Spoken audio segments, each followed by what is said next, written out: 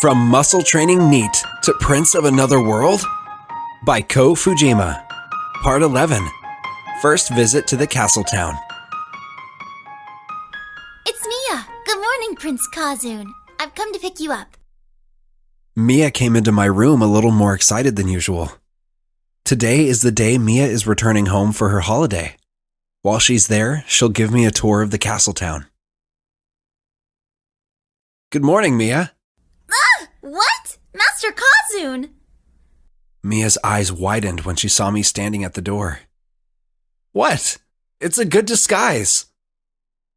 I was wearing a hat and sunglasses to avoid being recognized as Prince. Yes, for a moment I thought you were a suspicious person. Oh, I made sandwiches, so let's eat them outside somewhere since the weather is nice. Mia lifted the basket of sandwiches and smiled. Thank you, Mia.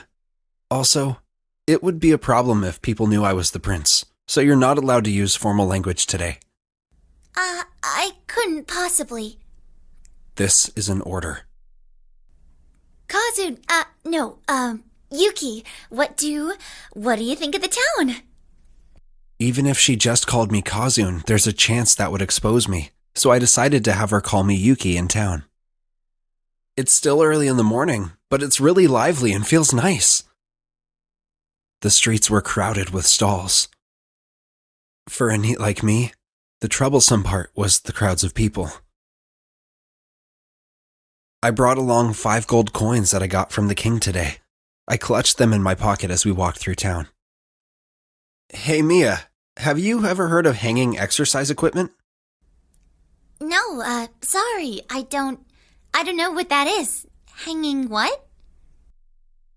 Mia was getting caught up in her words as she tried her best to speak casually. It was kind of precious. No, never mind. If I can find something similar while we're looking around town, I'll go ahead and buy it. Mia guided as we walked around the castle town. On the way, we got hungry, so we bought some kind of ice cream-like thing to eat. Mia refused when I tried to buy her some, but I insisted. This is delicious. Yeah, I've never had it before. You're from here, and this is your first time? I send my salary home, so I don't waste it on myself. Eating and walking around in another world. This is something I hadn't done in a long time, even in my original world. One of the stalls caught my eye. I'll be right back. I left Mia behind and ran up to it. I pointed at the product and called out to the woman running the stall.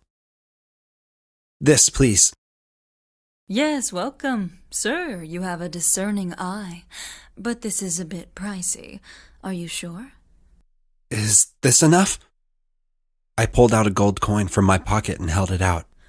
Whoa, sir, is that a gold coin? Costly as it may be, it wouldn't be that expensive. The lady at the stall was stunned. Speaking of which, they were also surprised at the ice cream shop from earlier.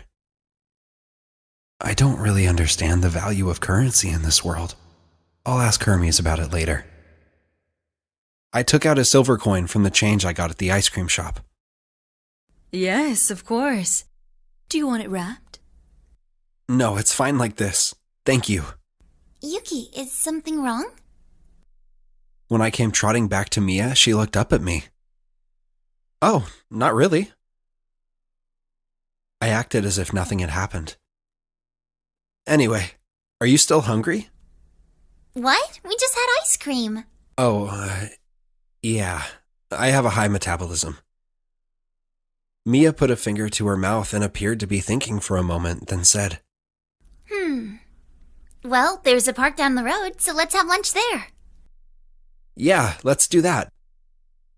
I tucked the item I got from the vendor into my pocket. After a short walk, we came upon a large park. We entered the park and looked for a bench, but there were none available. I brought a sheet, so let's eat on the grass. Mia took the sheet out of her bag.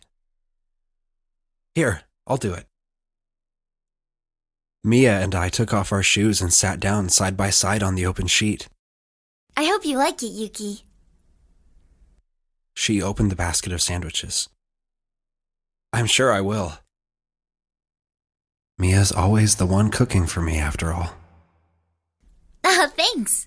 Well then, go ahead and take whatever you want. Oh, well then, don't mind if I do. I picked up a tomato lettuce sandwich and chomped into it. When I took a bite, the juicy sweetness of the tomato and the crunchiness of the lettuce matched perfectly. It's delicious, Mia. Is that so? Thank you very much. Oh, I'm speaking formally again. Mia sighed. Well, I'll have one too. And with that, Mia brought the egg sandwich to her mouth. This is kind of like a date. Yuki, you have a little tomato on your cheek. Mia picked the piece of tomato off my cheek and ate it.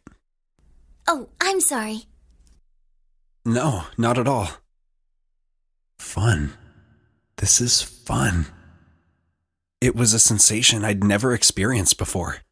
I could feel the endorphins being released in my brain. I was enjoying what felt like the first date of my life. But then...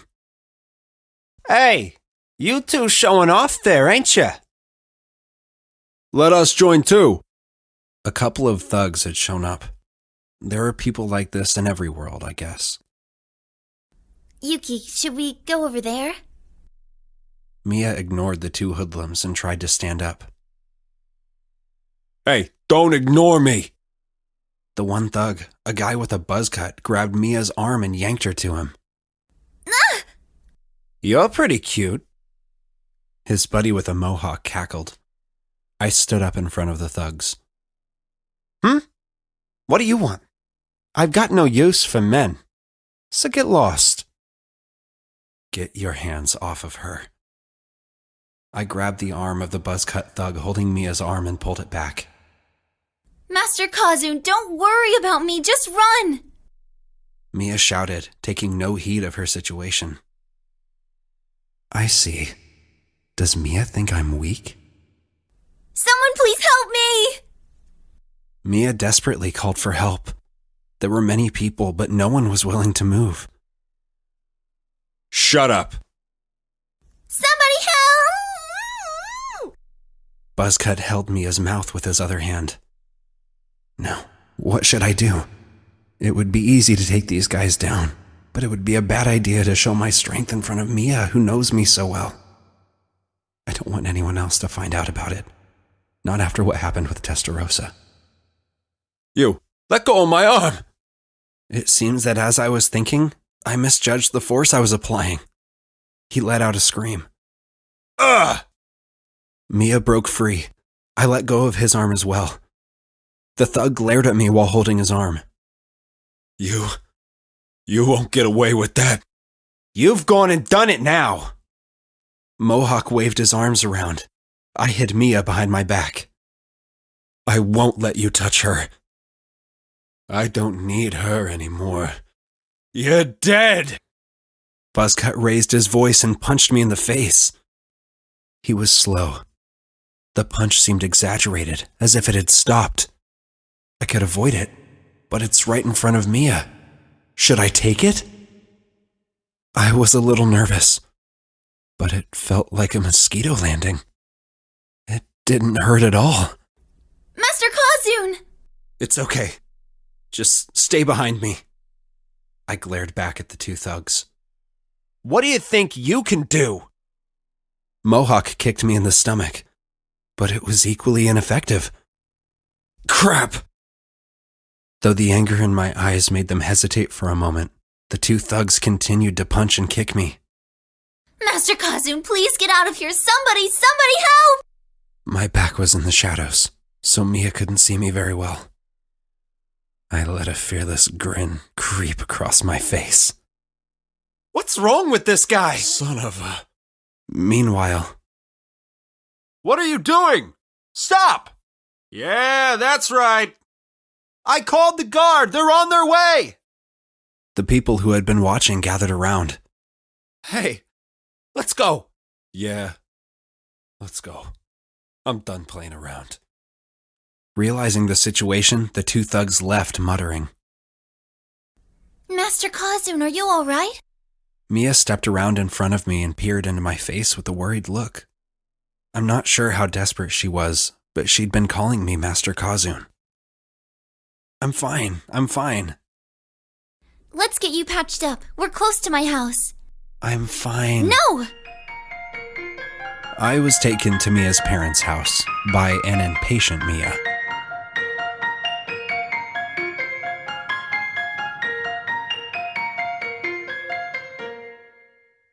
Thank you for listening. Please support us on Patreon.